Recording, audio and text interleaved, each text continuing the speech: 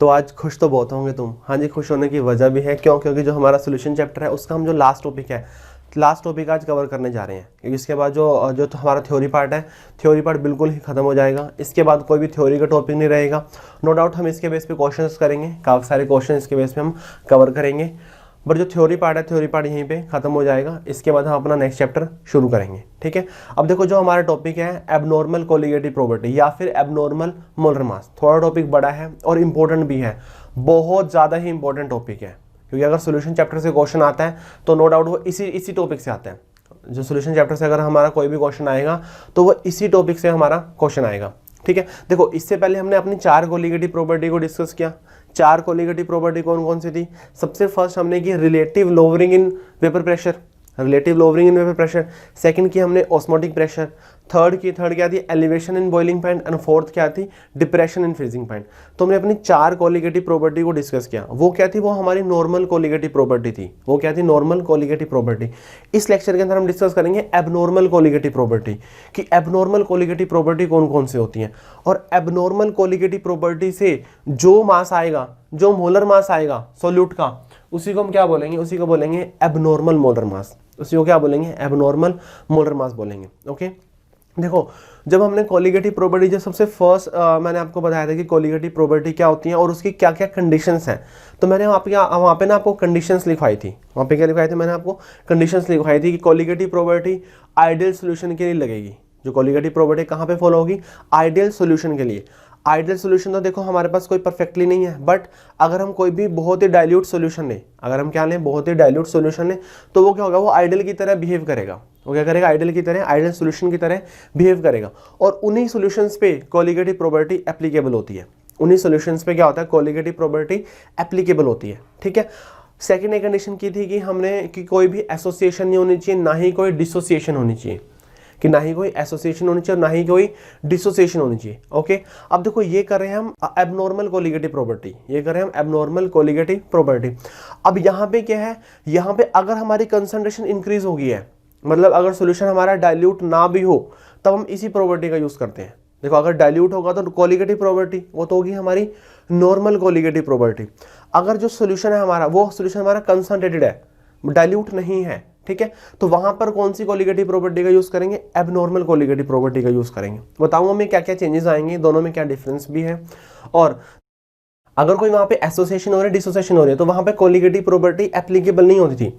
जैसे मैंने आपको बताया था कि NaCl है, NaCl पे कोलिगेटिव प्रॉपर्टी लगेगी ही नहीं। क्यों? क्योंकि NaCl क्या हो रहा है? डिसोसिएट हो रहा है, Na पॉजिटिव में और Cl नेगेटिव में।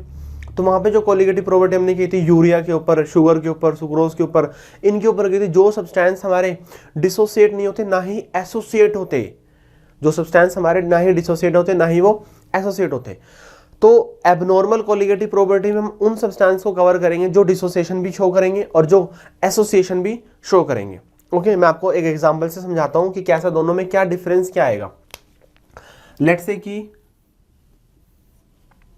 मेरे पास एक बीकर है, इस बीकर के अंदर वाटर है। कितना वाटर है इसके अंदर? 1000 ग्राम वाटर है। कितना है इसके अंदर? 1000 ग्राम वाटर है, ओके। मैंने क्या किया? मैंने इसके अंदर ना 1 मोल NaCl को ऐड कर दिया। मैंने क्या किया? इसके अंदर 1 मोल NaCl को ऐड कर दिया, ओके। देखो, 1 मोल NaCl को ऐड करने का मतलब है कि जो मैंने वेट लिया इसका, कितना ग्राम लिया, ओके। मेरे को निकालना है यहाँ पे डेल्टा ऑफ टीबी। मेरे को क्या निकालना है यहाँ पे? डेल्टा ऑफ टीबी निकालना है। अब देखो, डेल्टा ऑफ टीबी क्या है? हमारी कोलिगेटिव प्रॉपर्टी है, ठीक है। तो मेरे को कोई नहीं, मेरे को एक कोलिगेटिव प्रॉपर्टी की वैल्यू निकालनी है, ओके। अब देखो, जो डेल्टा ऑफ टीबी है, फॉर्मूला क्या होता है उसका? फॉर्मूला होता है इसका Kb इंटू एम। फॉर्मूला क्या होता है उसका? फॉर्मूला होता है Kb इंटू एम होता है, ओके। अब Kb है, हमें पता है कि Kb वाटर का, वाटर कितना होता है? 0.52 केल्विन किलोग्राम पर मोल। Kb वाटर कितना होता है? 0.52 केल्विन किलोग्राम पर मोल, इतना ही होता है ये, ओके। चलो जी, मैं Kb की वैल्यू पुट करूंगा और यहां से मोलैलिटी निकालूंगा। यहां से क्या करूंगा? मोलैलिटी निकालनी है। मोलैलिटी क्या होएगा? Number of moles of solute upon weight of solvent. अगर वो ग्राम के अंदर है तो क्या कर दोगे? 1000 से मल्टीप्लाई कर दोगे। Number of moles of solute NaCl 1 mole है, upon weight of solvent in gram 1000 gram है, और इंटू में 1000 अल्टीमेटली जो हमारी मोलैलिटी है वो कितनी आ गई है, मोलैलिटी हमारी 1 आ गई है। फॉर्मूले के अंदर पुट करें, के बी कितना हो गया, के बी हो गया 0.52 इंटू 1, मोलैलिटी 1। तो डेल्टा ऑफ टी बी कितना आ गया 0.52। डेल्टा ऑफ टी बी कितना है, डेल्टा ऑफ टी बी आया हमारा 0.52। अब देखो जो ये डेल्टा ऑफ टी बी है ना हमारा, ये हमारा कितना है 0.52 आया, ये आया हमारा नॉर्मल कोलिगेटिव प्रॉपर्टी से। कहाँ से आया है, नॉर्मल कोलिगेटिव प्रॉपर्टी। आपको बताऊं कि जो हमारा 0.52 आया है ये गलत है, ये 0.52 है, ये क्या है, गलत है। जो 0.52 आया है ये हमारा गलत है। और मैं ये बोल सकता हूं कि जो थ्योरेटिकल, जो हमारी थ्योरेटिकल डेल्टा टीबी है या फिर थ्योरेटिकल हमारी कोलिगेटिव प्रॉपर्टी, उसकी वैल्यू कितनी है 0.52 है। थ्योरेटिकल वैल्यू कितनी है 0.52। और आपको बताऊं इसकी जो एक्सपेरिमेंटल वैल्यू आएगी, एक्सपेरिमेंटल जो हमारा डेल्टा ऑफ टीबी आएगा वो आएगा हमारा 1.04। वो कितना आएगा 1.04 आएगा। 1.04 कैसे है, देखो होता क्या है कि जैसे हमने देखो NaCl को ऐड किया, NaCl को ऐड किया, हमें पता है कि जो NaCl को जैसे हम वाटर में ऐड करेंगे, वाटर में ऐड करने के बाद क्या करेगा, ये डिसोसिएट होगा Na पॉजिटिव में और Cl नेगेटिव में। Na पॉजिटिव में और Cl नेगेटिव में क्या होगा, ये डिसोसिएट होगा। हाँ देखो पहले हमारे पास क्या था, इनिशियली हमने एक लेट से कि एक मॉलिक्यूल डाला, बाद में क्या बन गए, 2 बन गए। हमने इनिशियली एक पार्टिकल डाला, बाद में क्या बन गए, बाद में 2 बन गए। अब देखो अगर हमारा NaCl 1 मोल है, NaCl कितना है हमारा, वो 1 मोल है। अब इससे Na पॉजिटिव भी 1 मोल मिलेगा और Cl नेगेटिव भी क्या मिलेगा, 1 मोल मिलेगा। अगर NaCl 1 मोल है, देखो NaCl अगर 1 मोल है तो Na पॉजिटिव मिल रहा है, Cl नेगेटिव मिल रहा है, तो दोनों क्या मिलेंगे, 1 मोल मिलेंगे। अगर यार देखो ना 10 से 10 ये मिलेंगे, 10 ये मिलेंगे ना, जितने ये होंगे उतने ही ये मिलेंगे, उतने ही क्या मिलेंगे, ये मिलेंगे। अगर ये 1 मोल है तो उतने ही 1 मोल ये होगा और 1 मोल ही क्या होगा, ये होगा। ठीक है ना, तो ये भी 1 मोल और ये भी क्या होगा हमारा 1 मोल होगा। इसकी भी मोलैलिटी 1 आएगी, इसकी मोलैलिटी क्या आएगी, 1 आएगी। इसकी मोलैलिटी 1, इसकी मोलैलिटी 1 आएगी। ठीक है, अगर मैं बात करूं टोटल, देखो ये भी सोल्यूट है, ये भी क्या है, सोल्यूट है, ये भी सोल्यूट है, ये भी क्या है, सोल्यूट है। अगर मैं मोलैलिटी सॉल्यूशन की बात करूं, अगर मैं मोलैलिटी सॉल्यूशन की निकालूं, तो मोलैलिटी सॉल्यूशन के निकालने के लिए क्या होता है, number of moles of solute, number of moles of solute. भाई इसका भी 1 मोल, इसका भी 1 मोल, टोटल मोल कितने हो गए 2/1000 इंटू 1000। तो जो हमारी मोलैलिटी कितनी आ गई है, मोलैलिटी हमारी 2 आ गई है। मोलैलिटी कितनी आई है, 2 आई है। तो अगर हम मोलैलिटी हमारी 2 आई है, so delta TB is equal to KB into m. So 2 into 0.52 कितना हो गया 1.04, कितना आ गया 1.04। ठीक है, तो देखो थ्योरेटिकल जो हमारा डेल्टा टीबी था वो कितना आया 0.52, बट जो एक्सपेरिमेंटल है, एक्सपेरिमेंटल कितना आया, एक्सपेरिमेंटल आया हमारा 1.04। तो चेंज आ गया ना, चेंज आ गया, जितना हम एक्सपेक्ट कर रहे थे उतना नहीं आया ना, क्या आया, चेंज आया। इसी को ही हम क्या बोलते हैं, एबनॉर्मल कोलिगेटिव प्रॉपर्टी। इसी को क्या बोलते हैं, एबनॉर्मल कोलिगेटिव प्रॉपर्टी बोलते हैं।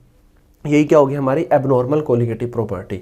अगर थ्योरेटिकल वैल्यू एक्सपेरिमेंटल वैल्यू के सेम आ जाए तो वो होगी हमारी नॉर्मल कोलिगेटिव प्रॉपर्टी। ठीक है, बट अगर वो दोनों में डिफरेंस है, दोनों की वैल्यू क्या है, चेंज आए, उसी को हम क्या बोलते हैं, उसी को बोलते हैं हम एबनॉर्मल कोलिगेटिव प्रॉपर्टी बोलते हैं। उसको क्या बोलते हैं, एबनॉर्मल कोलिगेटिव प्रॉपर्टी बोलते हैं। देखो मेन रीजन क्या है इसका, मेन रीजन है कि देखो हमें पता है कि जो कोलिगेटिव प्रॉपर्टी होती है, कोलिगेटिव प्रॉपर्टी किसके ऊपर डिपेंड करती है, कोलिगेटिव प्रॉपर्टी है क्या आखिर, मैंने बताया था ना आपको कि जो कोलिगेटिव प्रॉपर्टी है,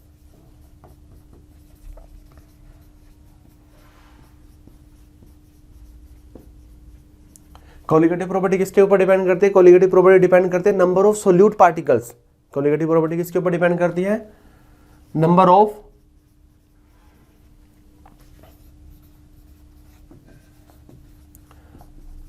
सोल्यूट पार्टिकल्स, कि सोल्यूट के कितने पार्टिकल्स हैं। ठीक है, अब देखो हमने ये वैल्यू निकाली तो यहां पर निकाला कि NaCl एक पार्टिकल, मतलब एक हो गया वो। ठीक है, बट एक्चुअल में क्या हो रहा है, एक्चुअल में NaCl हमारा डिसोसिएट हो रहा है, Na पॉजिटिव में Cl नेगेटिव में।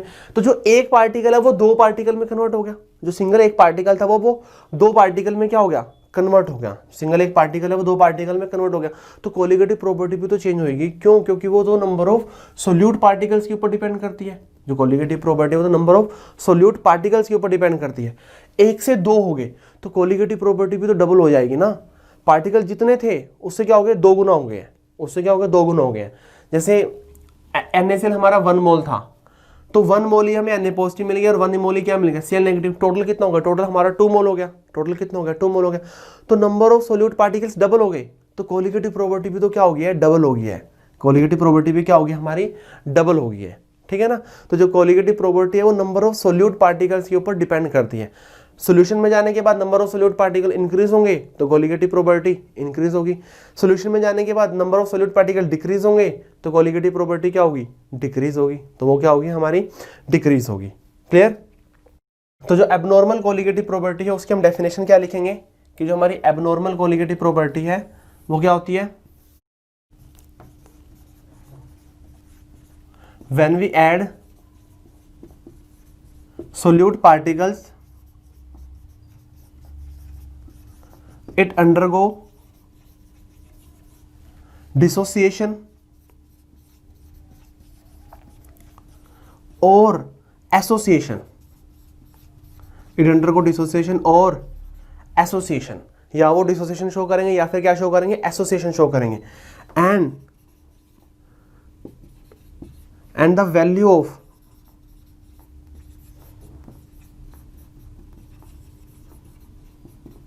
colligative probability and the value of colligative probability increase or decrease respectively, increase और decrease। देखो अगर वो डिसोसिएट करेंगे तो कोलिगेटिव प्रोबेबिलिटी की वैल्यू क्या होगी, इंक्रीज होगी।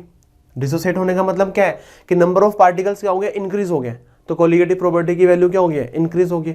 अगर वो एसोसिएशन शो कर रहे हैं तो क्या हो गया, नंबर ऑफ सोल्यूट पार्टिकल्स क्या हो गया, कम हो गया। नंबर ऑफ सोल्यूट पार्टिकल्स क्या हो गया, कम हो गया, तो कोलिगेटिव प्रोबेबिलिटी की वैल्यू भी क्या हो जाएगी, डिक्रीज हो जाएगी। उसी को हम क्या बोलेंगे, कॉल्ड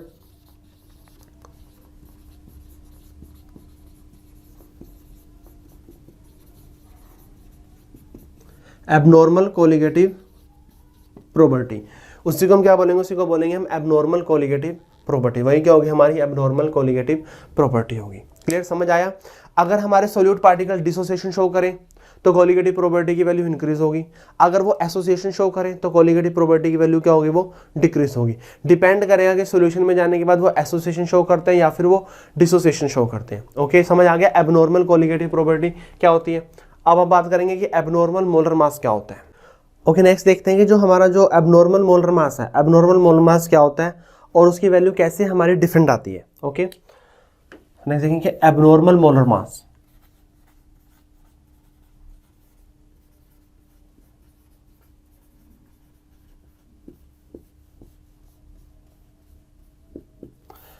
देखो हमने अभी निकाली कि अगर हमारा जो अगर हम नॉर्मल NaCl को, अगर हम 1 मोल NaCl को 1 kg ऑफ वाटर के अंदर अगर हम ऐड करें तो जो हमारा जो थ्योरेटिकल डेल्टा टीबी कितना आ रहा था, वो आ रहा था हमारा 0.52। थ्योरेटिकल डेल्टा टीबी कितना आ रहा था, वो आ रहा था 0.52। हमने देखा कि जो हमने एक्सपेरिमेंटल निकाला कि जब वो डिसोसिएट होने के बाद जो हमारा डेल्टा टीबी आया वो कितना आया, वो आया 1.04। वो कितना आया, 1.04 आया। ओके, अब देखो जो हमारा डेल्टा टीबी होता है, डेल्टा टीबी का फॉर्मूला क्या होता है, डेल्टा टीबी का फॉर्मूला होता है हमारा delta TB is equal to KB into M. Delta TB is equal to KB into m होगा। ओके, लेट्स से कि अगर हमारे डेल्टा टीबी 0.52 गिवन है, हमें क्या गिवन है, 0.52 गिवन है, और हमें क्या करना है, हमें मोलर मास निकालना है सोल्यूट का। हमें क्या करना है, मोलर मास सोल्यूट का निकालना है। तो यहाँ से मोलर मास सोल्यूट का कैसे निकालेंगे, देखो मोलैलिटी क्या होती है, number of moles of solute upon weight of solvent in KG into में KB. So delta TB is equal to number of moles क्या होता है, गिवन मास अपॉन में मोलर मास इंटू में W1 केजी इंटू में क्या आ जाएगा, केबी आएगा, इंटू में क्या आएगा, केबी आएगा। अब देखो ये मोलर मास आ गया हमारा सोल्यूट का आ गया।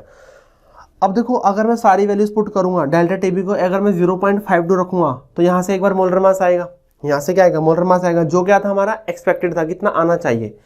जब मैं इसको 1.04 रखूंगा, डेल्टा टीबी को कितना रखूंगा, 1.04 रखूंगा, तब मोलर मास मेरा डिफरेंट आएगा, तब मोलर मास क्या आएगा, डिफरेंट आएगा। ओके, यहां से जो मोलर मास आएगा, यहां से जो मोलर मास आएगा उसको हम बोलेंगे नॉर्मल, उसको क्या बोलेंगे, नॉर्मल मोलर मास बोलेंगे। यहां से जो हम मोलर मास निकालेंगे उसको क्या बोलेंगे, उसको बोलेंगे हम एबनॉर्मल मोलर मास। उसको हम क्या बोलेंगे, उसको हम एबनॉर्मल मोलर मास बोलेंगे। क्योंकि जब मैं यहाँ पे 0.52 पुट करूंगा तो मोलर मास ऑफ सोल्यूट अलग वैल्यू देगा। अगर मैं यहाँ पे 1.04 पुट करूंगा तो मोलर मास की वैल्यू क्या आएगी, डिफरेंट आएगी। ठीक है, तो यहाँ से निकालूंगा तो नॉर्मल मोलर मास हो गया, यहाँ से निकालूंगा तो क्या हो गया, वो एबनॉर्मल मोलर मास हो गया। यहाँ से नॉर्मल हो गया, यहाँ से क्या हो गया, एबनॉर्मल हो गया। ठीक है, तो इसी को क्या बोलते हैं, इसी को बोलते हैं एबनॉर्मल मोलर मास। कि जितना मोलर मास हम एक्सपेक्ट कर रहे हैं, जितना मोलर मास हम एक्सपेक्ट कर रहे हैं उतना नहीं आ रहा, उससे क्या आ रहा है, डिफरेंट आ रहा है। कम भी हो सकता है, ज्यादा भी हो सकता है, मैं बताऊंगा कि कब कम होगा कब ज्यादा होगा, बट उससे क्या आ रहा है, उससे डिफरेंट आ रहा है। उसी को हम क्या बोलते हैं, उसी को बोलते हैं एबनॉर्मल मोलर मास बोलेंगे। क्लियर? सो क्या डेफिनेशन क्या होगी इसकी,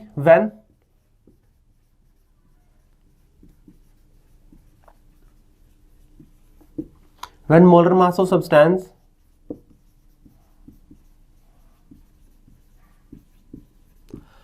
comes out to be different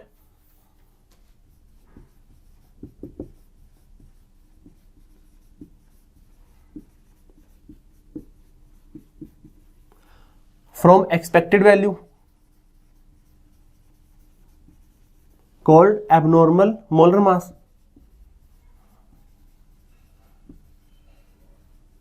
उसी को क्या बोलेंगे, उसी को बोलेंगे हम एबनॉर्मल मोलर मास बोलेंगे। क्लियर? कि जितना हम एक्सपेक्ट कर रहे हैं मोलर मास, अब उतना मोलर मास है वो नहीं आएगा, उससे क्या आएगा, डिफरेंट आएगा। क्यों? क्योंकि जो हमारी कोलिगेटिव प्रॉपर्टी है उसकी वैल्यू भी क्या हो गया, डिफरेंट हो गई। तो अगर उसकी वैल्यू डिफरेंट हो गया तो मोलर मास जो सोल्यूट का होगा वो भी क्या होगा, वो भी हमारा डिफरेंट होगा। ओके, अब देखो यहाँ पे बहुत इंपॉर्टेंट बात है, यहाँ पे जो हमारी कोलिगेटिव प्रॉपर्टी होती है, जो हमारी कोलिगेटिव प्रॉपर्टी है वो क्या होते हैं, वो हमारी इनवर्सली प्रोपोर्शनल है। वो हमारे इनवर्सली प्रोपोर्शनल होते हैं किसके, मोलर मास ऑफ सोल्यूट के। वो क्या होते हैं, वो इनवर्सली प्रोपोर्शनल किसके, मोलर मास ऑफ सोल्यूट के। जैसे आपने यहाँ पे भी देखा होगा, डेल्टा टीबी क्या है, हमारी कोलिगेटिव प्रॉपर्टी है। डेल्टा टीबी क्या है, कोलिगेटिव प्रॉपर्टी। मोलर मास क्या है, इनवर्सली प्रोपोर्शनल है। मोलर मास क्या, इनवर्सली प्रोपोर्शनल। आप बाकियों में भी चेक कर सकते हो, बाकियों में भी आप देख सकते हो। देखो हमारी फर्स्ट कोलिगेटिव प्रॉपर्टी कौन सी है, relative lowering in vapour pressure. Formula क्या होता है उसका, p not minus p s upon p not is equal to x2। x2 को मैं n2 बाई n1 लिख सकता हूँ। मैं यहाँ पे डिनोमिनेटर में n2 को नेग्लेक्ट कर रहा हूँ क्योंकि डाइल्यूट सॉल्यूशन लेते हैं ना। ओके, अब देखो n2 क्या होएगा, given mass upon molar mass of solute into में n1। अब देखो ये हमारी पूरी कोलिगेटिव प्रॉपर्टी है, इनवर्सली प्रोपोर्शनल है किसके, मोलर मास ऑफ सॉल्यूट के, मोलर मास ऑफ सॉल्यूट के। सेकंड देख लो, pi is equal to C R T. अब देखो सी क्या होगा, यहाँ पे कंसंट्रेशन है। फॉर्मूला क्या होता है, number of moles of solute upon volume of solution litre into r t. So pi is equal to n2 की जगह क्या आ गया, गिवन मास अपॉन में molar mass of solute into में वॉल्यूम ऑफ सॉल्यूशन लीटर, और into में क्या आएगा, आर टी आएगा। देख लो यहाँ पे कि जो हमारे पाई जो ऑस्मोटिक प्रेशर है वो क्या इनवर्सली प्रोपोर्शनल है किसके, मोलर मास ऑफ सोल्यूट के। इनवर्सली प्रोपोर्शनल है यहाँ पे मोलर मास ऑफ सोल्यूट के। ठीक है, थर्ड कोलिगेटिव प्रॉपर्टी देख लो हमारी, delta T B is equal to K B into M. Delta T B is equal to K B into M. अब एम क्या होता है, अब हमें पता है क्या होता है, वो number of moles of solute upon weight of solute इन के जी। ठीक है, इंटू में क्या आएगा, के बी आएगा। ओके, देख लो यहाँ से delta T b number of moles of solute को पुट कर सकते हैं गिवन मास अपॉन में मोलर मास इनटू में W1 kg और इनटू में यहाँ पे क्या आ जाएगा, kb आ जाएगा। ठीक है, देखो यहाँ से भी जो हमारा ये क्या आ गया, इनवर्सली प्रोपोर्शनल आ गया। डेल्टा टीबी इनवर्सली प्रोपोर्शनल किसके, मोलर मास सोल्यूट के। ऐसे सेम हमारी फोर्थ होगी, उसका फॉर्मूला भी क्या होता है, delta T F is equal to K F into M. तो जो हमारा जो डेल्टा टी एफ है वो भी इनवर्सली प्रोपोर्शनल होगा किसके, मोलर मास ऑफ सोल्यूट के। वो भी किसके इनवर्सली प्रोपोर्शनल होगा, मोलर मास ऑफ सोल्यूट के इनवर्सली प्रोपोर्शनल होगा।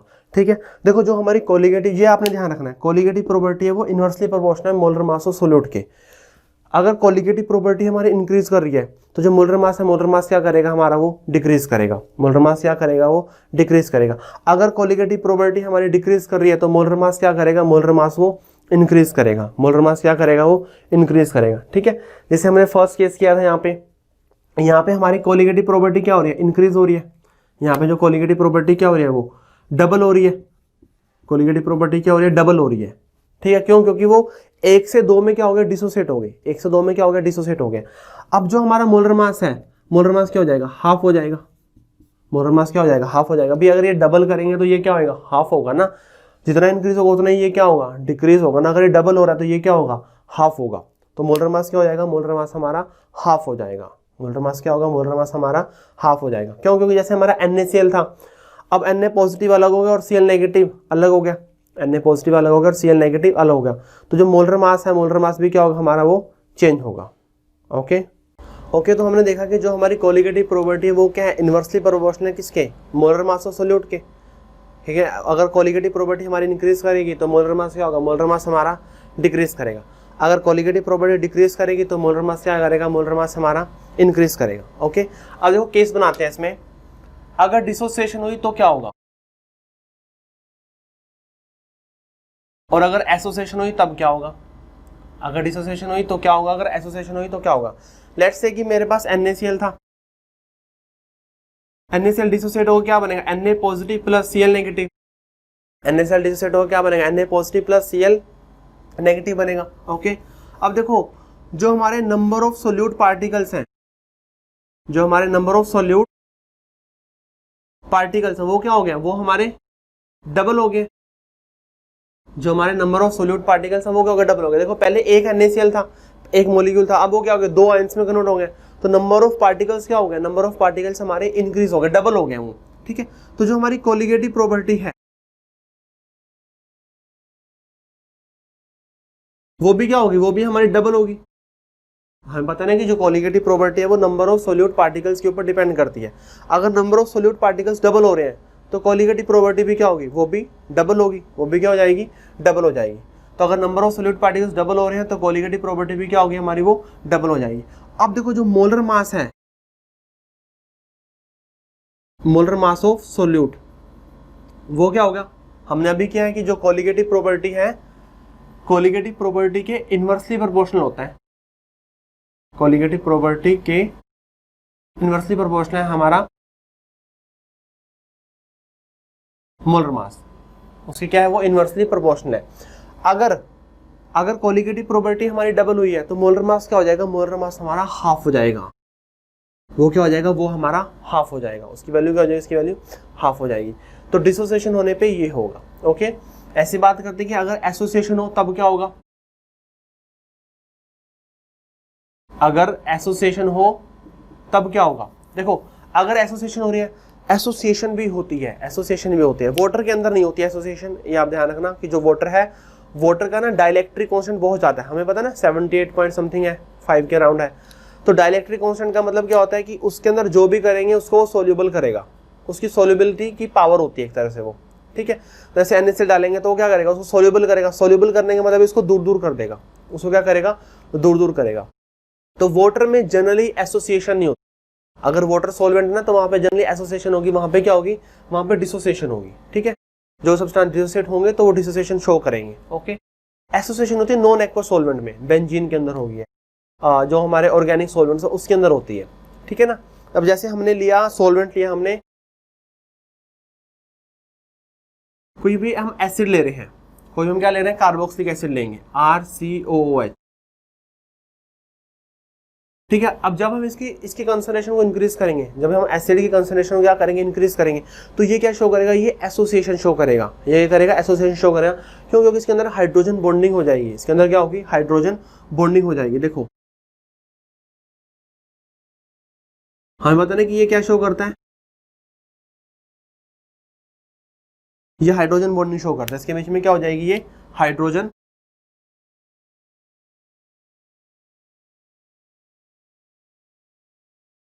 बॉन्डिंग हो जाएगी, इसके अंदर क्या होगी, हाइड्रोजन बॉन्डिंग हो जाएगी। अब देखो यहाँ पे क्या हो रहा है, यहाँ पे हमारा एक मॉलिक्यूल से दो आयंस बन रहे थे, एक से कितने बन रहे थे, 2 बन रहे थे। यहाँ पे क्या हुआ, यहाँ पे हमारे 2 से 1 बन गया, यहाँ पे पहले 2 थे, 2 से क्या बन गया, वो 1 बन गए।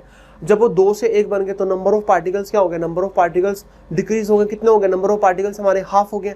अब ये पूरा एक पार्टिकल की तरह ट्रीट करेंगे, क्योंकि इसके बीच में क्या, इसके बीच में फोर्सेज आ गई हैं, तो ये क्या हो गया, बिल्कुल स्टिक हो गए एक दूसरे से। जब एक दूसरे से स्टिक हो जाएंगे तो ये एक पार्टिकल की तरह क्या करेंगे, काम करेंगे, एक पार्टिकल की तरह ये काम करेंगे। ओके, तो जो हमारे नंबर ऑफ पार्टिकल्स हैं, नंबर ऑफ पार्टिकल्स क्या हो गए,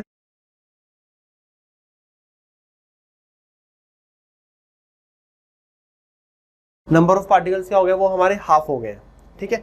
अगर नंबर ऑफ पार्टिकल्स हाफ हो गए तो जो हमारी कोलिगेटिव प्रॉपर्टी है वो भी क्या होगी, वो भी हाफ होगी, कोलिगेटिव प्रॉपर्टी भी क्या होगी, हाफ होगी।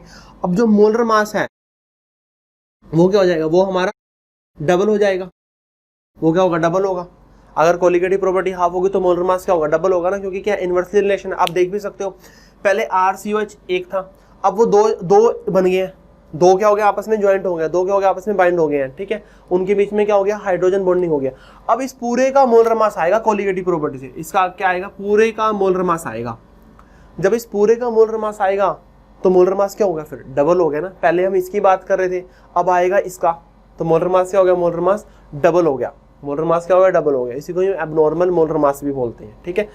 एक्सपेक्ट कर रहे थे हम कि इसका आएगा, पर आया इसका, क्यों, क्योंकि इसने क्या किया, बीच में हाइड्रोजन बॉन्डिंग कर ली। अब वो एक की तरह पूरा जो दो है, दो मॉलिक्यूल पूरा एक की तरह क्या करेंगे, उसको ट्रीट करेंगे, अब वो एक पार्टिकल हो गया, ओके। तो मोलर मास क्या हो गया, डबल हो गया।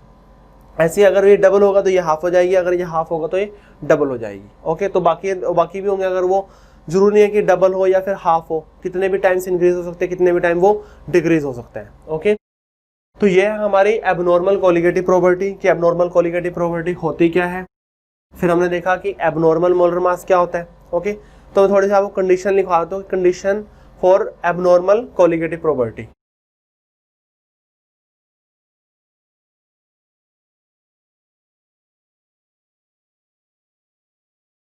कंडीशन फॉर एबनॉर्मल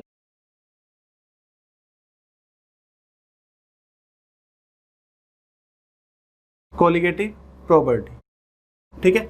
देखो हमें पता है कि जो कोलिगेटिव प्रॉपर्टी हमने जब बात की थी नॉर्मल कोलिगेटिव प्रॉपर्टी की, वो क्या थी, वो सिर्फ हमारे डाइल्यूट सॉल्यूशन के ऊपर एप्लीकेबल थी, ठीक है ना। वो क्या थी, सिर्फ डाइल्यूट सॉल्यूशन के ऊपर एप्लीकेबल। डाइल्यूट सॉल्यूशन का मतलब है कि वो सिर्फ आइडियल सॉल्यूशन के लिए वैलिड थी। अब ये है हमारी एबनॉर्मल कोलिगेटिव प्रॉपर्टी, तो ये क्या होगी, हमारी नॉन आइडियल सॉल्यूशन के लिए भी ये एप्लीकेबल होगी। मतलब अगर सॉल्यूशन हमारा डाइल्यूट नहीं भी है, कंसंट्रेटेड है, तब भी हम इस कोलिगेटिव प्रॉपर्टी को यहाँ पे लगा सकेंगे, ओके। एप्लीकेबल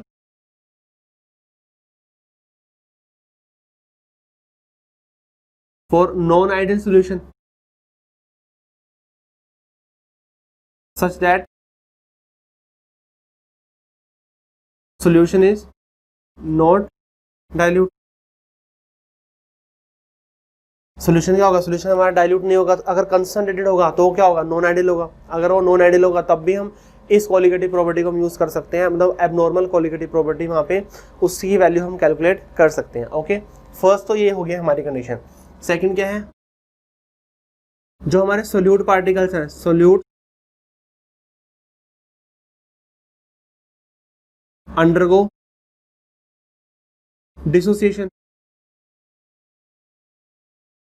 अगर सोल्यूट पार्टिकल क्या शो करें, डिसोसिएशन शो करें, या फिर जो हमारे सोल्यूट पार्टिकल्स हैं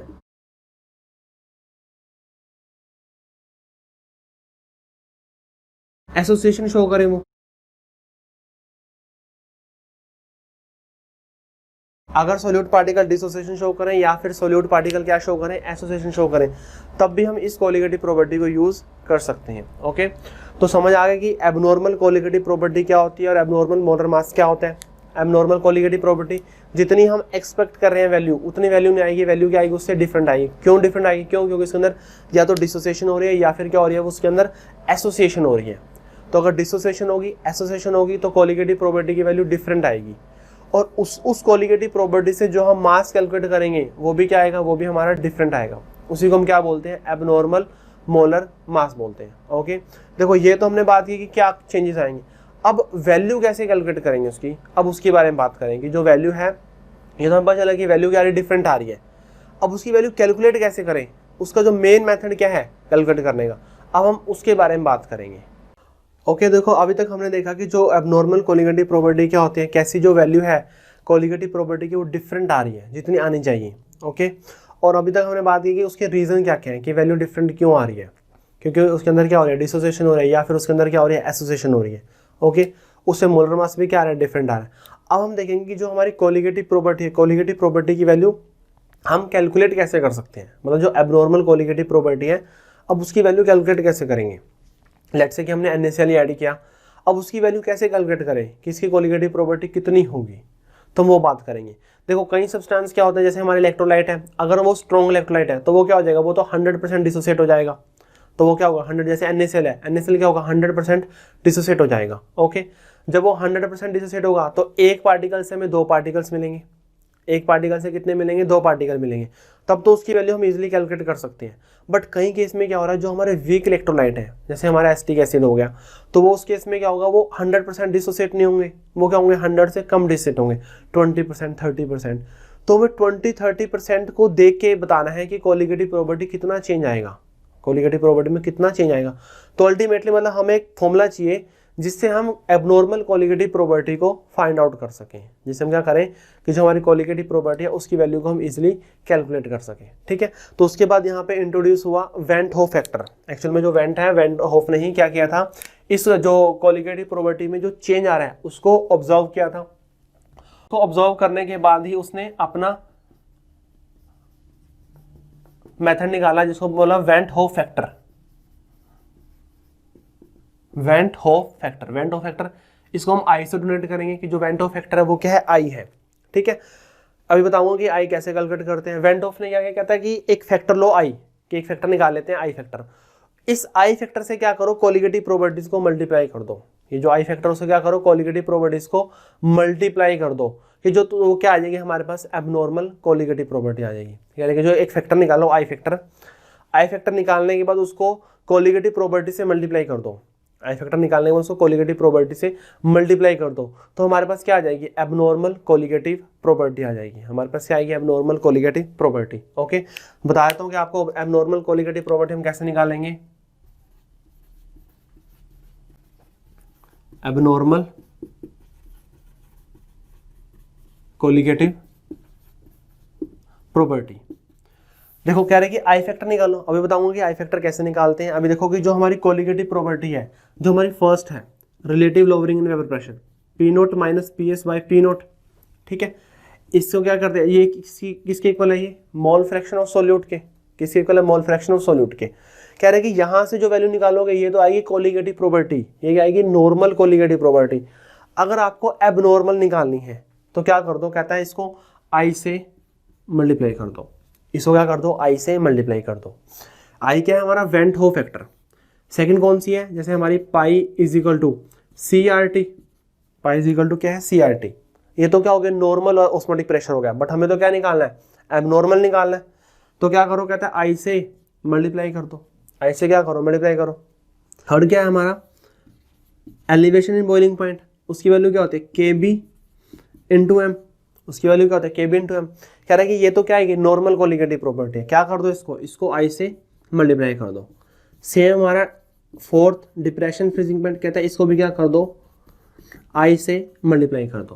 कहता है यहाँ से जो कोलिगेटिव प्रॉपर्टी आएंगी उसी को हम क्या बोलेंगे, एबनॉर्मल कोलिगेटिव प्रॉपर्टी बोलेंगे, उसी को क्या बोलेंगे, एबनॉर्मल कोलिगेटिव प्रॉपर्टी। देखो बाकी सारी वैल्यूज तो हमें निकालनी है, ये तो हमें पता ही है, जैसे हम पहले हमने क्वेश्चंस किए हुए हैं, बट हमें बस एक फैक्टर अलग से निकालना है, आई, जिसको हम क्या बोलेंगे, आई। आई क्या हमारा, वेंट होफ फैक्टर, आई क्या हमारा, वेंट होफ फैक्टर है। ठीक है, और बता देता हूँ कि आई क्या है, जो हमारा आई है वो है फाइनल बाय इनिशियल, याद रखना है आपने, फाइनल बाय इनिशियल मतलब फाइनल मोल्स अपॉन में initial moles, final moles upon में इनिशियल मोल। ये क्या होगा हमारा, ये हमारा आई होगा। मतलब आपने फाइनल बाय इनिशियल याद रखना है, final by initial. Let's say कि मेरे पास जो NaCl है, मैंने 1 मोल लिया NaCl का, मैंने क्या लिया, 1 मोल लिया NaCl का। अब हमें पता है कि 1 मोल, तो ये तो क्या था, इनिशियल था, ये तो क्या था, इनिशियल था। सॉल्यूशन में जाने के बाद क्या हुआ, 1 मोल Na पॉजिटिव बन गया, 1 मोल क्या बन गया, Cl नेगेटिव, दोनों क्या बन गए, 1 मोल बन गए। क्योंकि ये क्या हुआ, डिसोसिएट हुआ है, ये क्या हुआ, डिसोसिएट होगा। अब टोटल मोल्स कितने आएंगे, 2 आएंगे। टोटल मोल्स कितने आएंगे, 2 आएंगे। टोटल मोल कितने आएंगे, 2 आएंगे। इसी को हम क्या बोलेंगे, इसी को बोलेंगे फाइनल मोल्स, इसी को क्या बोलेंगे हम, फाइनल मोल्स बोलेंगे। तो जो हमारा आई होगा, आई क्या होगा, फाइनल कितने हो गए, 2। इनिशियल कितने थे, इनिशियल तो 1 था, तो आई की वैल्यू कितने आ गई, आई की वैल्यू हमारी 2 आ गई है। आई की वैल्यू कितने आ गई, आई की वैल्यू हमारी 2 आ गई है।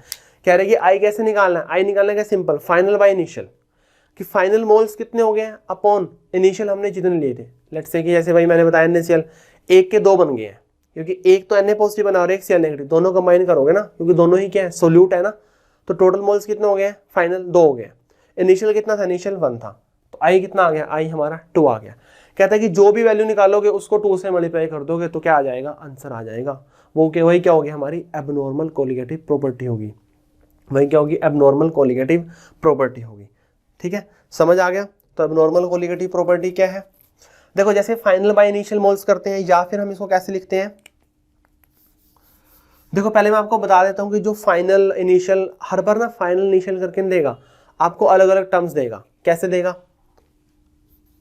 या तो आपको फाइनल देगा, या फिर आपको देगा एक्सपेरिमेंटल, या फिर बोलेगा एक्चुअल। इसका मतलब भी क्या है? सेम है। फाइनल हो गया, एक्सपेरिमेंटल हो गया, एक्चुअल हो गया, या फिर ऑब्जर्व्ड, या फिर क्या होगा? हमारा ऑब्जर्व्ड होगा। तो ये सारे क्या है? ये सारी बातें सेम है। ठीक है, ऐसे या तो बोलेगा इनिशियल, या फिर बोलेगा थ्योरेटिकल। क्या बोलेगा? थ्योरेटिकल। या फिर बोलेगा कैलकुलेटेड, या फिर बोलेगा नॉर्मल। ठीक है, इस केस में ये बोल देगा एबनॉर्मल। ये बातें क्या है सारी? ये अपने आप में सही है, और ये क्या सारी अपने आप में सही है। या तो बोलेगा फाइनल कि फाइनल कितने मोल्स आए, या फिर बोलेगा एक्सपेरिमेंटल कितने मोल्स आए, या फिर बोलेगा एक्चुअल कितने मोल्स आए, ऑब्जर्व कितने ऑब्जर्व किए हैं हमने, और एबनॉर्मल कितने आए हैं। ठीक है, यह है इनिशियल, थ्योरेटिकल, कैलकुलेटेड और ये नॉर्मल। ठीक है, तो इनमें से कोई भी टर्म यूज करे चलेगा, इनमें से कोई भी टर्म यूज करे। ठीक है, तो ये टर्म सारी ऊपर आएंगी, इनमें से कोई भी टर्म क्या आएगी? नीचे आएगी। ओके, इनमें सारे टर्म्स क्या आएंगे? ऊपर आएंगे, और ये टर्म्स क्या आएंगे? हमारी नीचे आएंगे। क्लियर? तो जो हमारा वेंटो फैक्टर है, वेंटो फैक्टर की अब डेफिनेशन क्या होगी? It is a ratio of experimental, it is a ratio of experimental colligative properties to the theoretical value of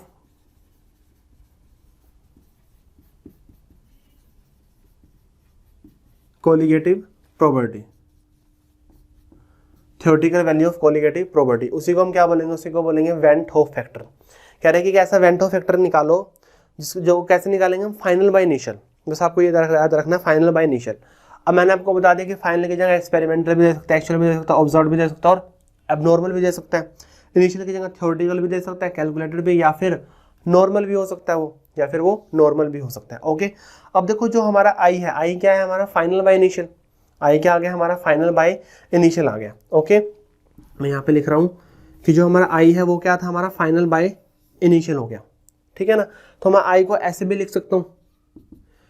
देखो फाइनल बाय इनिशियल, फाइनल की जगह मैं लिख रहा हूँ यहाँ पे ऑब्जर्व्ड, फाइनल की जगह मैं क्या लिख रहा हूँ? यहाँ पे ऑब्जर्व्ड लिख रहा हूँ। तो यहाँ पे क्या आ जाएगा हमारा? Observed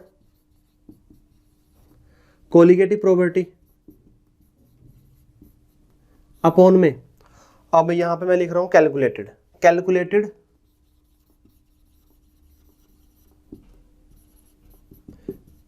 colligative property, observed colligative property upon में कैलकुलेटेड कोलिगेटिव प्रॉपर्टी। ठीक है, अब देखो मैंने आपको बताया था कि जो हमारी कोलिगेटिव प्रॉपर्टी है वो क्या है? वो इनवर्सली प्रोपोर्शनल है किसके? मोलर मास के। जो कोलिगेटिव प्रॉपर्टी है वो क्या है? इनवर्सली प्रोपोर्शनल है मोलर मास के। तो मैं इसको ऐसे भी लिख सकता हूँ, देखो इनवर्सली प्रोपोर्शनल है, कैलकुलेटेड यहाँ पे नीचे था, अब की बार क्या आएगा? ऊपर आएगा, और ऑब्जर्व्ड जो ऊपर था वो क्या आएगा? नीचे आएगा। तो कैलकुलेटेड मोलर मास अपॉन में क्या आएगा? Observed molar mass. इसको बोलते हैं हम MC, इसको बोलेंगे हम MO। कैलकुलेटेड क्या हो गया? हमारा MC, और ऑब्जर्व्ड क्या हो गया? MO हो गया। कैलकुलेटेड मतलब थ्योरेटिकल, ऑब्जर्व्ड मतलब एक्सपेरिमेंटल। ठीक है ना, तो मोलर मास के लिए यही टर्म यूज करता है, सिर्फ दो ही। कैलकुलेटेड निकाल दो molar mass, observed molar mass निकाल दो। तो आपको पता होना चाहिए कैलकुलेटेड मोलर मास क्या होता है और ऑब्जर्व्ड मोलर मास क्या होता है। ठीक है ना, तो जो हमारा आई है, आई क्या आ गया? फिर हमारा आई क्या आ गया? यहाँ से MC अपॉन में MO, जो I है I क्या आ गया हमारा MC अपॉन में MO आ गया वो, ठीक है ना। कैलकुलेटेड मोलर मास अपॉन में ऑब्जर्व्ड मोलर मास आ गया। ओके, समझ आ गया कि हमें क्या करना है, हमें एक ऐसा I निकालना है, एक I फैक्टर निकालना है, जिसको क्या करेंगे हम कोलिगेटिव प्रोबेबिलिटी से मल्टीप्लाई करेंगे। उस कोलिगेटिव प्रोबेबिलिटी से मल्टीप्लाई करने के बाद क्या आ जाएगा हमारे पास, एबनॉर्मल कोलिगेटिव प्रोबेबिलिटीज आ जाएंगी। ओके, बस इसको हम I को ही निकालना, I हमारे लिए क्या है, इंपॉर्टेंट है। ओके, देखो हमने देखा कि जो हमारा I है, I क्या होता है हमारा फाइनल बाय इनिशियल, कि फाइनल हमारे कितने मोल्स आए और इनिशियल हमने कितने मोल्स लिए थे। क्लियर। अब देखो I के ना यहाँ पे कुछ केस बनेंगे, I के क्या बनेंगे, केस बनेंगे। सो जो हमारा केस 1 आएगा, केस 1 क्या होगा, देखो अगर हमारा डिसोसिएशन शो कर रहा है, अगर क्या शो कर रहा है, डिसोसिएशन शो कर रहा है, हमें पता है कि जो डिसोसिएशन है, डिसोसिएशन के अंदर क्या होगा, देखो पहले हमारे I की वैल्यू क्या होती है, I होता है हमारा फाइनल मोल्स अपॉन में इनिशियल। I क्या होता है, I होता है हमारा फाइनल मोल्स अपॉन में इनिशियल मोल्स, ठीक है। अब देखो अगर वो डिसोसिएशन शो कर रहा है, क्या शो कर रहा है, वो डिसोसिएशन शो कर रहा है, तो डिसोसिएशन के केस में क्या होगा, जो हमारे फाइनल मोल्स हैं, फाइनल मोल्स क्या होंगे, ज्यादा होंगे, और इनिशियल मोल्स क्या होंगे, भाई फाइनल मोल्स क्या होंगे हमारे, ज्यादा होंगे, और इनिशियल मोल्स क्या होंगे, कम होंगे। अब जैसे हमारा NaCl था, NaCl एक से ज्यादा बन गया है, तो फाइनल मोल्स क्या हो गए हमारे, फाइनल मोल्स हमारे ज्यादा हो गए हैं, फाइनल मोल्स क्या हो गए, ज्यादा हो गए, इनिशियल मोल्स क्या हो गए, इनिशियल मोल्स कम हो गए, ठीक है। तो डिसोसिएशन केस में क्या होगा, हमारे जो फाइनल मोल्स हैं वो ज्यादा होंगे, और जो हमारे इनिशियल मोल्स हैं वो क्या होंगे, कम होंगे। मतलब ये वैल्यू ज्यादा होगी और ये वैल्यू क्या होगी, कम होगी। जब न्यूमरेटर हमारा ज्यादा होगा और डिनोमिनेटर क्या होगा, कम होगा, तो जो हमारा I है वो क्या आएगा हमारा, ग्रेटर देन 1 आएगा। I क्या आएगा हमारा, ग्रेटर देन 1 आएगा, ठीक है। तो ये हो गया हमारा फर्स्ट केस। सेकंड केस में बात करेंगे एसोसिएशन। सेकंड केस में क्या बात करेंगे, एसोसिएशन बात करेंगे। अब देखो जब एसोसिएशन हो रही है, एसोसिएशन का मतलब है कि जो दो हमारे मॉलिक्यूल्स हैं वो क्या हो रहे हैं, अब एक हो रहे हैं, 3 भी एक हो सकते हैं, ऐसा कोई जरूरी नहीं, ठीक है। लेट्स से कि मैंने मान लिया कि वही एसिटिक एसिड वाला केस, कि 2 मॉलिक्यूल्स हमारे क्या हो रहे हैं, वो सिंगल बन रहा है, तो उस केस में क्या हो रही है, एसोसिएशन हो रही है। जब एसोसिएशन होगी तो फाइनल मोल्स क्या हो जाएंगे, कम हो जाएंगे।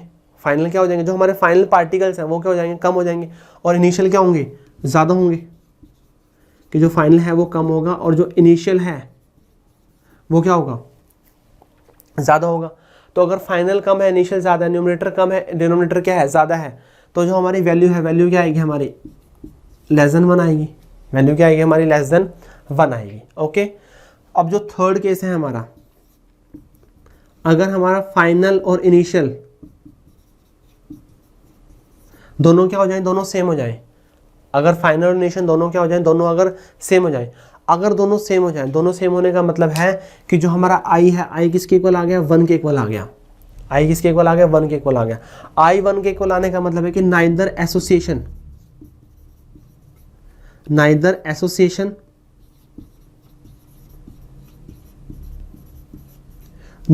डिसोसिएशन, नाइदर एसोसिएशन नोर डिसोसिएशन, ना ही वहां पे एसोसिएशन हुई है, ना ही वहां पे डिसोसिएशन हुई है, ठीक है। समझ आ गया कि जो I है हमारा, I के कितने केस बनेंगे, I के हमारे 3 केस बनेंगे, कि अगर I हमारा ग्रेटर देन 1 है तो वहां पे क्या हुई है, डिसोसिएशन हुई है। अगर I हमारा लेस देन 1 है, इसका मतलब है कि वहां पे क्या हुई है, एसोसिएशन हुई है, ठीक है। और अगर I हमारा 1 है तो मतलब ना ही वहां पे नाइदर डिसोसिएशन नोर एसोसिएशन, ना ही वहां पे डिसोसिएशन हुई है और ना ही वहां पे एसोसिएशन हुई है, ठीक है। तो I के हमारे 3 केस हो सकते हैं, आपने ध्यान रखना है। MCQ में डायरेक्ट क्वेश्चन आ जाता है कि कोई भी बताओ कि अगर डिसोसिएशन हो रही तो I की वैल्यू क्या होगी, ठीक है। तो हमें पता होना चाहिए कि जो I है हमारा वो क्या रहेगा, वो हमारा ग्रेटर देन 1 रहेगा। एसोसिएशन केस में क्या होगा, वो हमारा लेस देन 1 रहेगा, और अगर इक्वल टू 1 है तो ना ही वहाँ पे एसोसिएशन हो रही है, ना ही वहाँ पे क्या हो रही है, डिसोसिएशन हो रही है, ठीक है। अब देखो ये जो I की वैल्यू मैंने निकाली है, जैसे मैंने NaCl लिया था, 1 से कितने बन गए, 2 बन गए थे। एसिटिक एसिड लिया, 2 से कितने बन गए, 1 बन गया, ठीक है। अब देखो यहाँ पे तो क्या है कि इस केस में क्या हो रहा है, इस केस में 100% हम डिसोसिएशन लेके चल रहे हैं, हम क्या लेके चल रहे हैं, 100% डिसोसिएशन लेके चल रहे हैं कि जो हमारा NaCl है वो क्या हो गया, 100% डिसोसिएट हो गया, कि एक से कितने बन गए, 2 बन गए। बट ऐसा कोई ज़रूरी थोड़ी ना है, ऐसा कोई ज़रूरी थोड़ा है कि हर बार एक से क्या बने, 2 बने। उनकी कुछ परसेंटेज भी हो सकती है, मतलब हमारा वीक इलेक्ट्रोलाइट भी हो सकते हैं। अब जो हमारे वीक इलेक्ट्रोलाइट है वो 100% थोड़ा डिसोसिएट होते हैं, वो 100 से कम होते हैं, 20 होंगे, 30 होंगे, या कोई एक पर्टिकुलर वैल्यू दी होगी, उसी को क्या बोलते हैं, उसी को बोलते हैं हम डिग्री ऑफ डिसोसिएशन। उसी को क्या बोलते हैं, डिग्री ऑफ डिसोसिएशन। कितना डिग्री वो क्या हो रहा है, डिसोसिएट हो रहा है, कितना क्या हो रहा है, वो डिसोसिएट हो रहा है। ओके, तो मेनली हमें क्या निकालना है, हमें रिलेशन निकालना है डिग्री ऑफ डिसोसिएशन के बीच में और आई के बीच में, आई दैट इज वेंट हो फैक्टर। उन दोनों के बीच में क्या करना है, दोनों के बीच में हमें रिलेशन निकालना है। डन, क्योंकि अगर हमारा 100% डिसोसिएट हो रहा है तो उसकी हम आई की वैल्यू डायरेक्ट कैलकुलेट कर सकते हैं। बट अगर वो 100% डिसोसिएट नहीं हो रहा, वो क्वेश्चन के अंदर गिवन है कि हमें 40% डिसोसिएट हुआ है, तो हमें दोनों के बीच में क्या निकालना पड़ेगा, रिलेशन निकालना पड़ेगा। क्लियर, समझ आ रहा है? तो दोनों के बीच में क्या निकालेंगे, हम रिलेशन फाइंड आउट करेंगे। Clear, okay. नेक्स्ट करेंगे हम relation between alpha and went हो फैक्टर। ओके, देखो जैसे मैंने आपको पहले बताया कि अगर कोई भी हमारा जो सब्सटेंस है वो 100% डिसोसिएट हो रहा है या फिर वो 100% एसोसिएट हो रहा है, तब तो उसकी वैल्यू बहुत आसान है, आई की वैल्यू हम इजीली कैलकुलेट कर सकते हैं।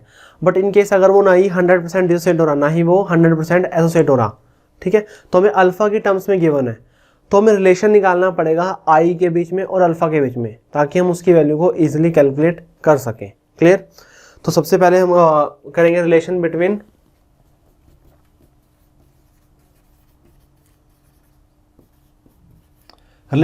आई क्या है हमारा, वेंट हो फैक्टर, एंड अल्फा क्या है हमारा, अल्फा हमारा डिग्री ऑफ डिसोसिएशन भी हो सकता है और डिग्री ऑफ एसोसिएशन भी हो सकता है, कि जो हमारा अल्फा है वो डिग्री ऑफ डिसोसिएशन के लिए भी काम कर सकता है या फिर डिग्री ऑफ वो एसोसिएशन के लिए भी काम कर सकता है। क्लियर, बट जो सबसे पहले हम करेंगे डिसोसिएशन के लिए,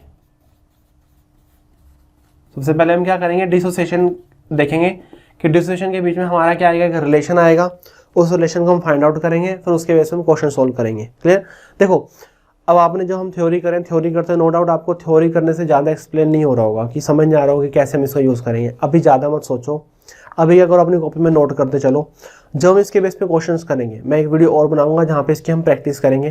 क्वेश्चन करने के बाद आपको क्लियर हो जाएगा कि हम सारे कंसेप्ट मतलब आपको माइंड में आपको क्लियर हो जाएंगे। क्यों, क्योंकि आपने उनको अप्लाई कर दिया एक बार।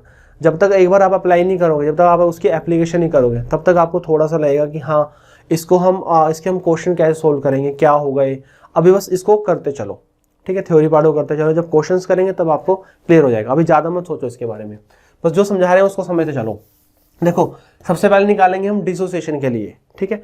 अगर डिसोसिएशन के लिए निकालेंगे तो उसको क्या बोलेंगे, उसको बोलेंगे हम degree of dissociation.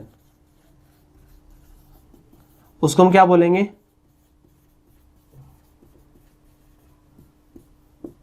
Degree of dissociation बोलेंगे। उसको क्या बोलेंगे, डिग्री ऑफ डिसोसिएशन बोलेंगे।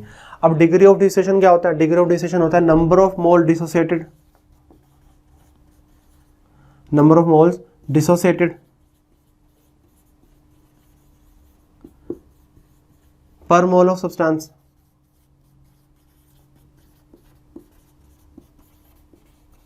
Number of moles dissociated per mole of substance, कि एक मोल के पीछे कितने मोल डिसोसिएट हो रहे हैं, एक मोल के पीछे कितने मोल डिसोसिएट हो रहे हैं। एक मोल के पीछे 0.2 मोल डिसोसिएट हो रहे हैं, 0.3 मोल डिसोसिएट हो रहे हैं, 0.5 कितने मोल डिसोसिएट हो रहे हैं, एक मोल के पीछे कितने मोल डिसोसिएट हो रहे हैं, उसी को हम क्या बोलते हैं, डिग्री ऑफ डिसोसिएशन बोलते हैं। ओके, अब इसकी हम वैल्यू भी निकाल सकते हैं, जैसे अल्फा हो गया हमारा, क्या होगा उसका formula, number of mole dissociated, number of mole dissociated upon में क्या आएगा, अपॉन में आएगा total number of mole, number of mole dissociated upon में आएगा टोटल नंबर ऑफ मोल्स आएगा। ठीक है, जैसे अगर अल्फा हमारा टोटल नंबर में हमने 10 लिए, टोटल हमने क्या लिया, हमने, मैं एग्जांपल बता रहा हूँ आपको, टोटल लेट से कि हमने 10 मोल्स लिए, 10 में से 8 मोल क्या हो गए, डिसोसिएट हो गए हैं। 10 में से कितने, 8 मोल डिसोसिएट हो गए हैं। ठीक है, देखो इनिशियली हमने लिए 10 लिए, 10 में से 8 क्या हो गए, डिसोसिएट हो गए, तो अल्फा कितना आएगा, अल्फा इसका आएगा 0.8। अल्फा कितना आ जाएगा, अल्फा इसका 0.8 आ जाएगा, कि हमने इनिशियल 10 लिए थे, 10 में से 8 डिसोसिएट हो रहे हैं, 2 नहीं हो रहे।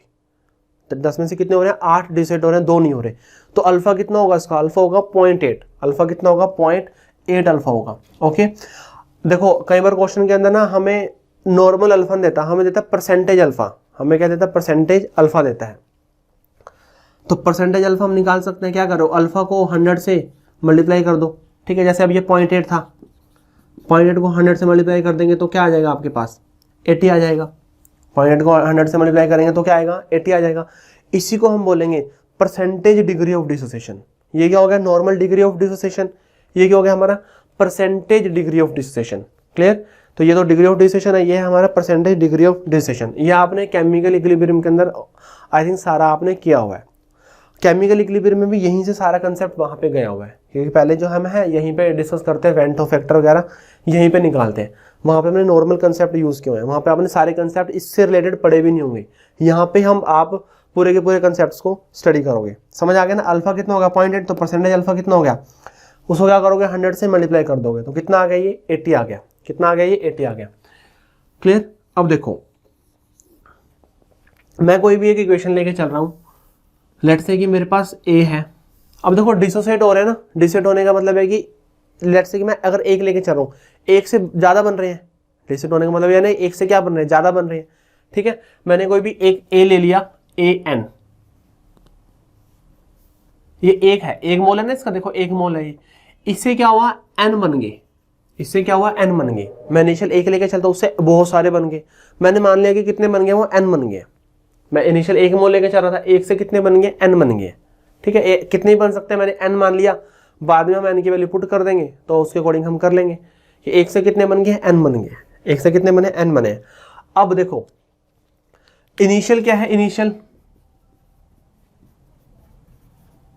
इनिशियल मैंने इसका 1 मोल लिया है। इनिशियल कितना लिया? मैंने इसका 1 मोल लिया है। जब रिएक्शन शुरू ही नहीं हुई, जब टाइम 0 है, जब रिएक्शन क्या हो रही है? स्टार्ट ही नहीं हुई अभी रिएक्शन। जब रिएक्शन स्टार्ट नहीं होगी तो इसकी ये 1 होगा और ये क्या होगा? 0 होगा, कि अभी तो रिएक्शन स्टार्ट ही नहीं हुई है, अभी तो इनिशियल स्टेज पे खड़े हैं, अभी तो सिर्फ AN को लेके खड़े हैं, अभी तो रिएक्शन हमने की ही नहीं। तो ये 1 होगा, ये कितना होगा हमारा? 0 होगा। ये 1 होगा, ये कितना होगा हमारा? 0 होगा। अब देखो क्या होगा फाइनल में क्या होगा? मैंने माना कि एक में से ना कुछ मोल डिसोसिएट हो गए हैं, एक में से कुछ मोल क्या हो गए? डिसोसिएट हो गए हैं। कुछ कितने हो सकते हैं? अल्फा मान लिया मैंने, वो कुछ कितने हो सकते हैं? अल्फा कुछ भी हो सकता है, 1 से कम कुछ भी हो सकता है अल्फा हमारा, कि एक में से कुछ मोल्स क्या हो गए? डिसोसिएट हो गए। एक में से कुछ मोल्स क्या हो गए? डिसोसिएट हो गए। देखो इसमें से कुछ मोल डिसोसिएट हो गए, इसमें से कुछ मोल डिसोसिएट हो गए, इसमें बचे कितने? इसके पास बचे कितने? 1 माइनस अल्फा, कि अल्फा मोल क्या हो गया? डिसोसिएट हो गया। तो बचे कितने? 1 माइनस अल्फा। कितने बचे? 1 माइनस अल्फा बचे। और देखो यहां से 1 से n टाइम्स बन रहा है, 1 से कितना बन रहा है? n टाइम्स बन रहा है। तो अल्फा से कितना बनेगा? n alpha times. 1 से n बन रहे हैं, अल्फा से कितने बनेंगे? n अल्फा बनेंगे, ठीक है। इसको छोड़ो, मैं आपको एग्जांपल से समझाता हूं। लेट्स से कि हम A से B पे गए, A से कहां गए? B पे गए। रिएक्शन हमारी है कि यहाँ पे 5B आएगा, एक A से 5B बनेंगे, एक A से कितने बनेंगे? 5B बनेंगे। एक से कितने बनेंगे? 5 बनेंगे। इनिशियल मैंने मान लिया कि हमारे पास इसके कितने हैं? 20 मोल्स हैं। इनिशियल हमारे पास कितने हैं इसके? 20 मोल्स हैं, ठीक है। और इनिशियल ये क्या होगा? 0 होगा। इनिशियल ये क्या होगा? 0 होगा। इनिशियल इसके कितने हैं? 20 मोल्स हैं, तो ये क्या होगा? 0 होगा। Okay final. अब देखो हुआ क्या जो 20 मोल्स हैं, 20 मोल्स में से कुछ मोल क्या हो गया? डिसोसिएट हो गया। मैंने मान लिया कि 10 मोल डिसोसिएट हो गए, 20 में से 10 मोल क्या हो गए? डिसोसिएट हो गए। तो 20 में से 10 डिसोसिएट हो गए तो बचे कितने?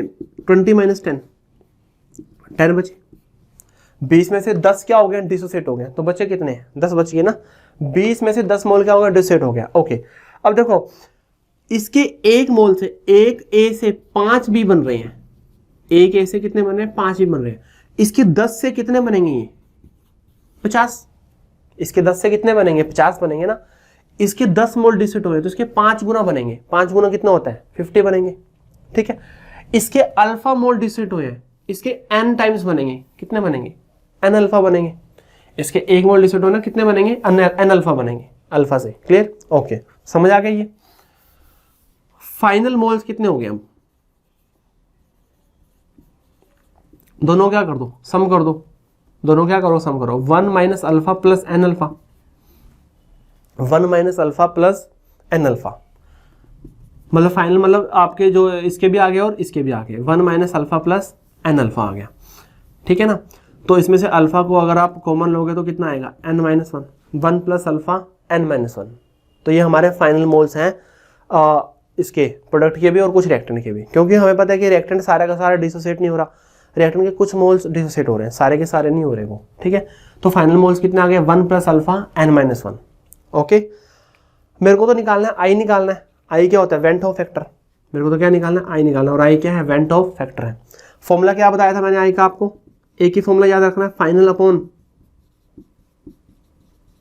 Initial, final upon initial.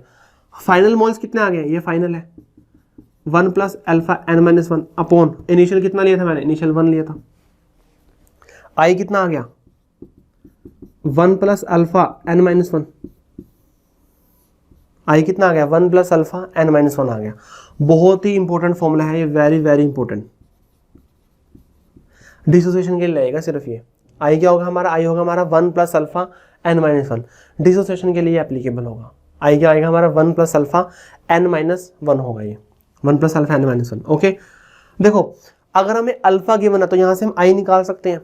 अगर हमें अल्फा गिवन है, क्वेश्चन के अंदर अल्फा गिवन है, तो हम आई निकाल सकते हैं, और आई को हम अपनी कोई भी कोलिगेटिव प्रॉपर्टी से मल्टीप्लाई करेंगे तो वही हमारी कोलिगेटिव प्रॉपर्टी आ जाएगी, उसी कोलिगेटिव प्रॉपर्टी के हम वैल्यू को फाइंड आउट कर लेंगे।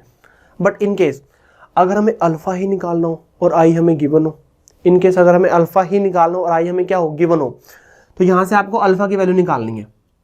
देखो आई 1 को लेके आऊंगा इधर -1 is equal to alpha n-1।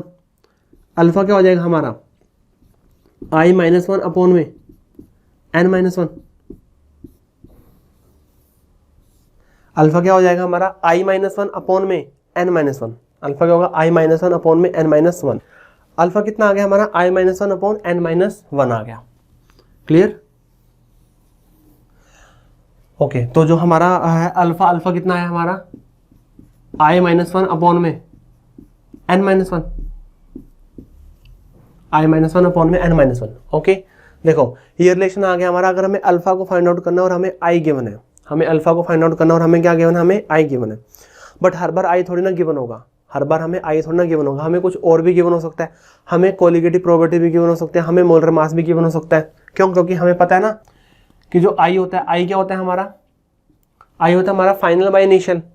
Final by initial का मतलब क्या है कि ऑब्जर्व्ड कोलिगेटिव प्रॉपर्टी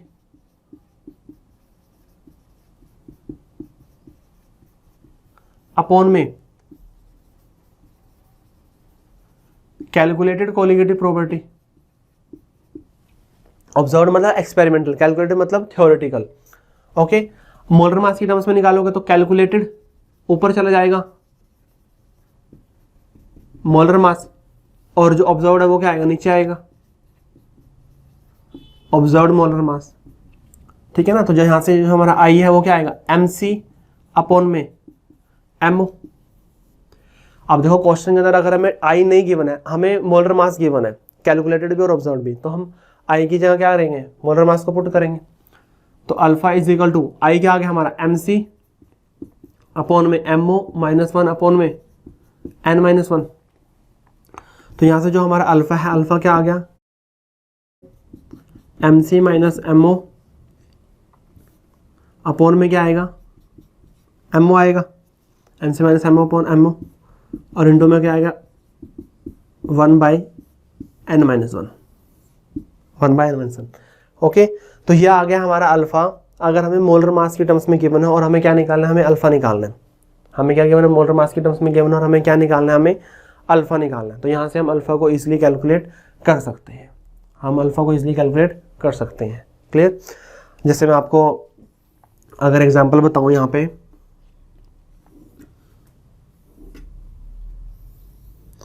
मैं ले रहा हूं electrolyte,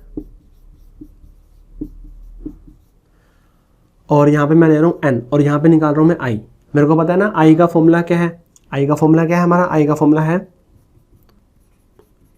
alpha n-1, 1 plus alpha n-1। Okay, let's say कि मैं KCL ले रहा हूँ, मैं क्या ले रहा हूँ, पहले KCL ले रहा हूँ। KCL देखो हमें पता है कि KCL जाने के बाद 2 मोल देगा, एक से कितने मिलेंगे, 2 मिलेंगे। तो n कितना हुआ हमारा, n2 होगा हमारा, n कितना हुआ 2। i कितना होगा, n की जगह 2 पुट करें तो 2 - 1 1, तो 1 प्लस अल्फा। i कितना होगा 1 प्लस अल्फा होगा। सेकंड MgCl2, हमें एक से कितने मिल रहे हैं, 3 मिल रहे हैं, 2 Cl और 1 Mg, तो N कितना होगा हमारा, N3 होगा। I कितना होगा, 1 + 2 अल्फा होगा, I कितना होगा, 1 + 2 अल्फा होगा। थर्ड AlF3, एक से कितने मिल रहे हैं, 1 से 4 मिल रहे हैं, 3 RF और 1 एल्यूमिनियम, N कितना होगा, 4 होगा, तो I कितनी वैल्यू आएगी हमारी, 1 + 3 अल्फा आएगी। N की वैल्यू, I की वैल्यू कितना आएगी, 1 + 3 अल्फा आएगी। लेट्स से कि भैया अगर हमारा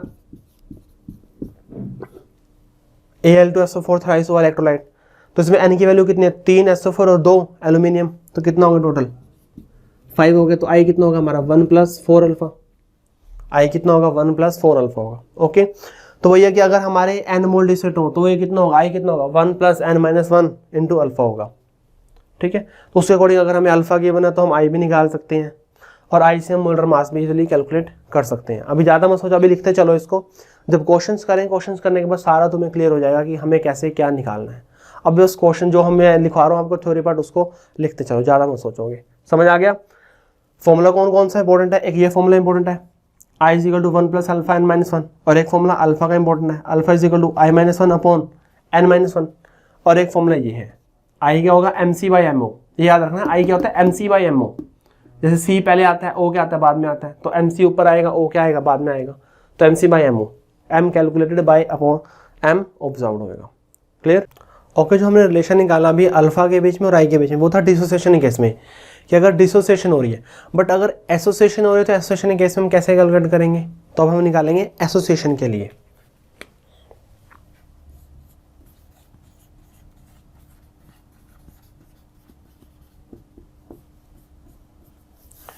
देखो, अगर हम एसोसिएशन के लिए अल्फा निकाल रहे हैं तो हमें पता है कि जो अल्फा होगा, अल्फा क्या होगा,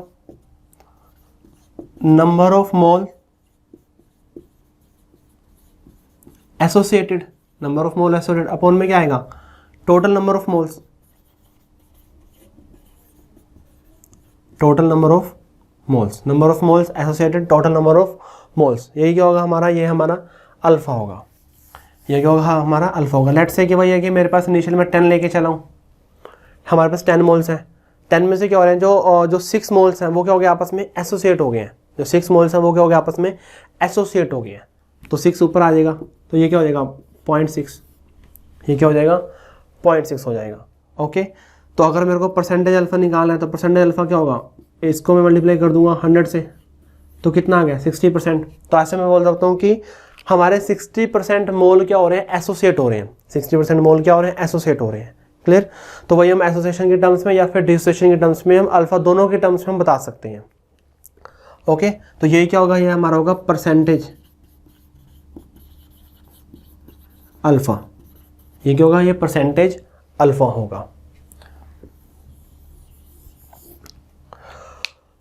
क्लियर? अब देखो, मैं वही लेके चल रहा हूं कि लेट्स से कि मेरे पास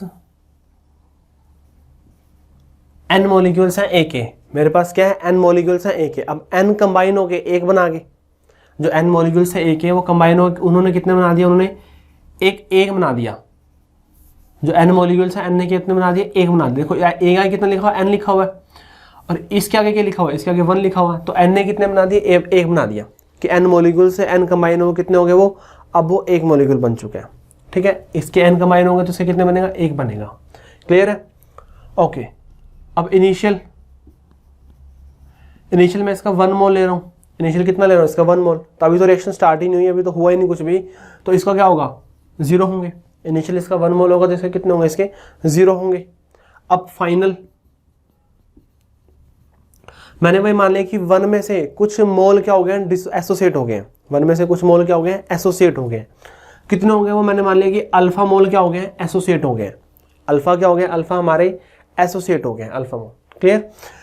तो अगर अल्फा एसोसिएट हो रहे हैं, देखो n से 1 बन रहा है, n से क्या बन रहा है, 1 बन रहा है, n से 1 बन रहा है, मतलब जो भी जितने भी हैं n से 1 बन रहा है, n से कितना बन रहा है, 1 बन रहा है। 1 से कितना बनेगा, 1 से बनेगा 1/n, 1 से कितना बनेगा 1/n, और मैंने कितने मोल लिए, अल्फा लिए, अल्फा से कितना बनेगा, अल्फा/n, अल्फा से कितना बनेगा, अल्फा/n। देखो n से 1 बन रहा है, एक से कितना बनेगा, अगर मैं ये एक लूँ तो इसके कितने होंगे 1/n, अगर मैं इसके एक लूँ तो कितने होंगे 1/n, अगर मैं इसके अल्फा लूँ तो कितना होगा 1/n इंटू अल्फा, तो यहाँ पे कितना बनेगा अल्फा बाय n बनेगा, यहाँ पे कितना बनेगा अल्फा बाय n बनेगा ये, क्लियर। तो 1 माइनस अल्फा, यहाँ पे क्या आ गया अल्फा बाय n आ गया। फाइनल मोल्स, अब ऐसे ही बोल सकते हो कि ये रिएक्शन जो है वो क्या है इक्विलिब्रियम के अंदर है, final moles at equilibrium, chemical equilibrium के अंदर यही करते हैं ना, फाइनल मोल्स एट इक्विलिब्रियम। तो कितना हो गया final moles 1 minus alpha plus alpha by n, final moles कितना आ गया 1 minus alpha plus alpha by n, 1 minus alpha plus alpha by n। Okay, तो ये आ गया हमारे फाइनल मोल्स एट इक्विलिब्रियम पे आ गया, क्लियर आ गया। ओके, अब देखो मेरे को तो आई निकालना है, आई क्या होता है फाइनल अपॉन में इनिशियल, आई क्या होता है फाइनल अपॉन में इनिशियल।